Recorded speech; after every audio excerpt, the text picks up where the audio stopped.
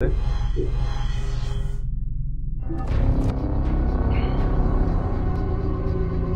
like it.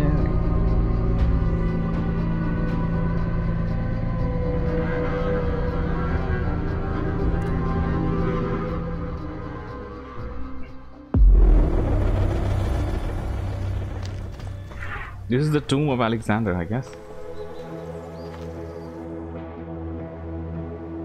Yeah, it is. Let's learn about it. Welcome to the Greek Pharaohs. Great. Thank you for welcoming us. Where do we go from here? It shows 70 meters. I think it's below ground. Yeah, it is. Let's go.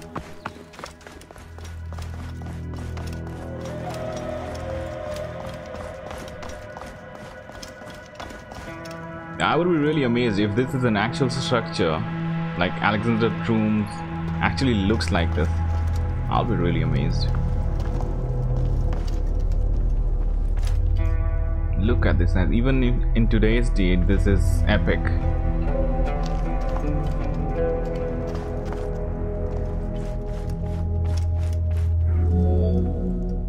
Pharaohs were considered divine incarnations of the gods.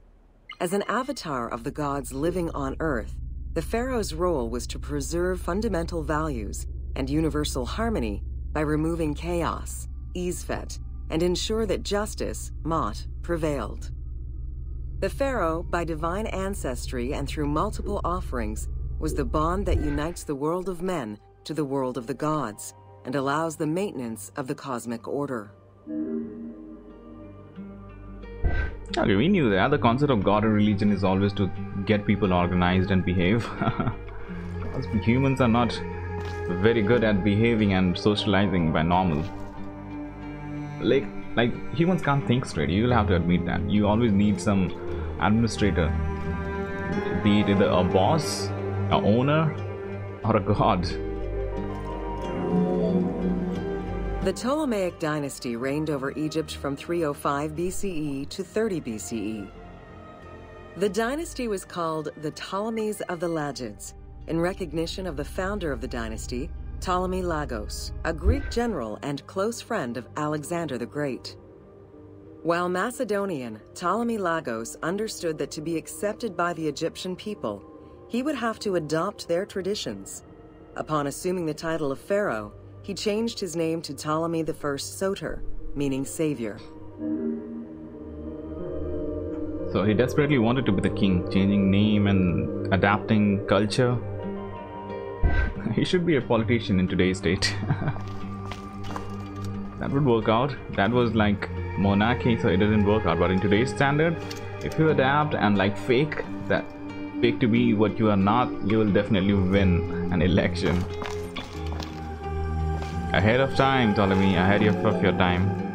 Born in 356 BCE, Alexander the Great went through a hasty education in the affairs of the kingdom before integrating into the Macedonian army, where he quickly rose through the ranks. After his father's assassination in 336 BCE, which some believed was orchestrated by Alexander himself, he became king of Macedonia.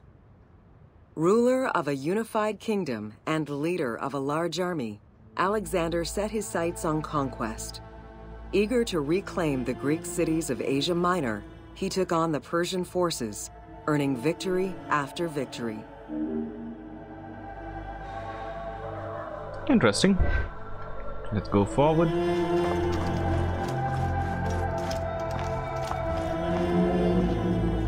Ever victorious, Alexander the Great marched on, laying siege to city after city until he reached Egypt, where the Persians were defeated yet again.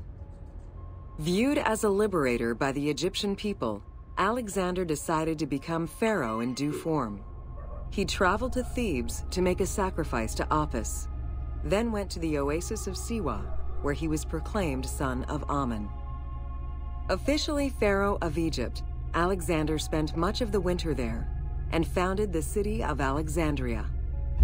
Perhaps not coincidentally, being pharaoh allowed Alexander to spread propaganda to prepare further conquests. He resumed his military campaigns in 331 BCE.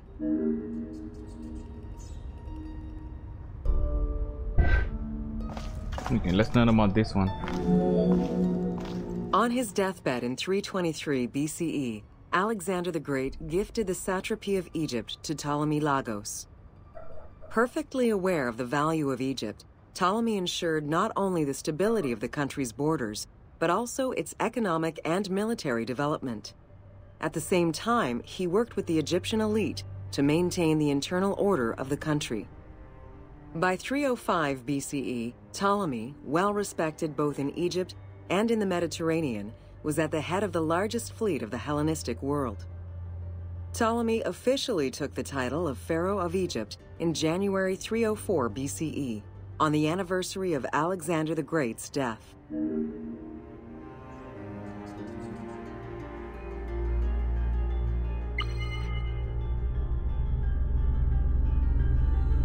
This is a statue of Ptolemy, I think in human form.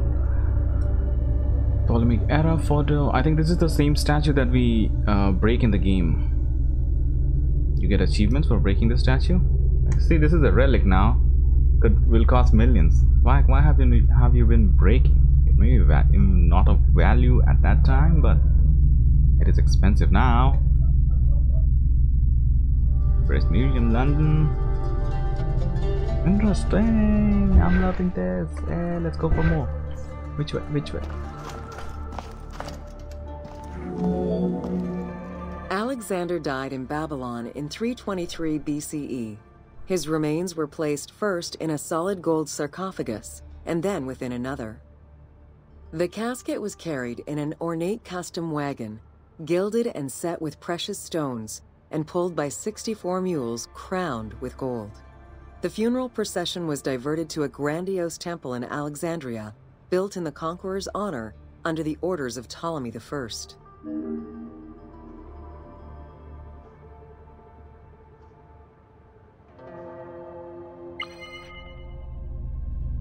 This is the actual painting? Oh, this is the sketch by Jean-Claude Galvin. I really love this name, like Jean-Claude Van Damme, Jean-Claude Galvin. I hope the accent is perfect here.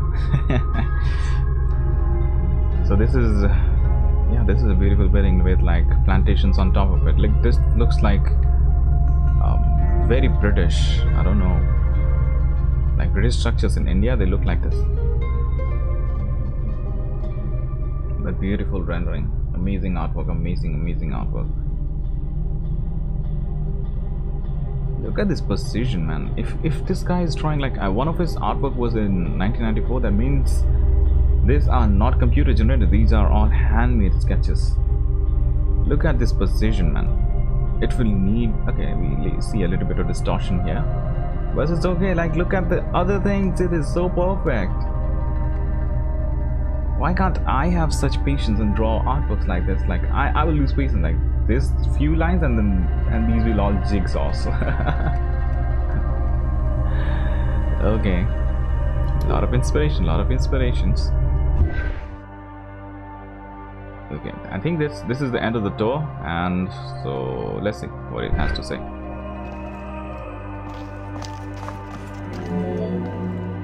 Julius Caesar visited Alexander's tomb at the capture of Alexandria, and the Roman Emperor Augustus reportedly placed flowers there. However, though many powerful leaders claim to have visited it, the tomb's location has gone missing from history. Some accounts do state that the golden coffin was replaced by a glass sarcophagus, probably by Ptolemy X. It is also implied that Cleopatra may have plundered the tomb in a time of financial crisis. Cleopatra, that sad queen. But imagine if this tomb was real. Like Alexander could definitely have this kind of true tomb, like with a lot of riches. Like he was a good big king at the time he died, so you could definitely have that. Okay, let's check out the artwork. He's looking towards this side. This is a bit creepy.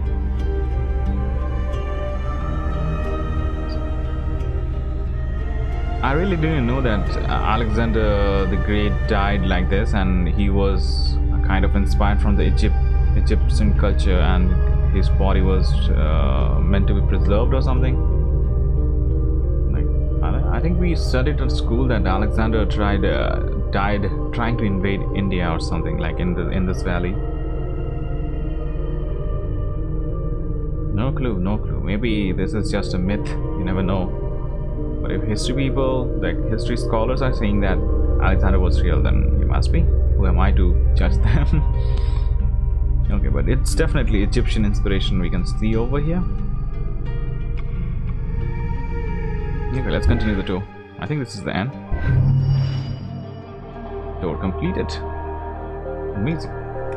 Like, there are more paintings around here. They didn't explain about these. You could have said something like, are these just fillers? Okay, we saw this one.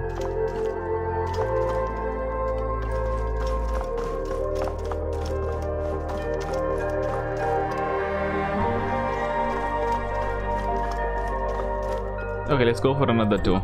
So in our passport, let's see. Alexandria. Cleopatra, the Queen of Egypt. Number of stations 11. Let's do it.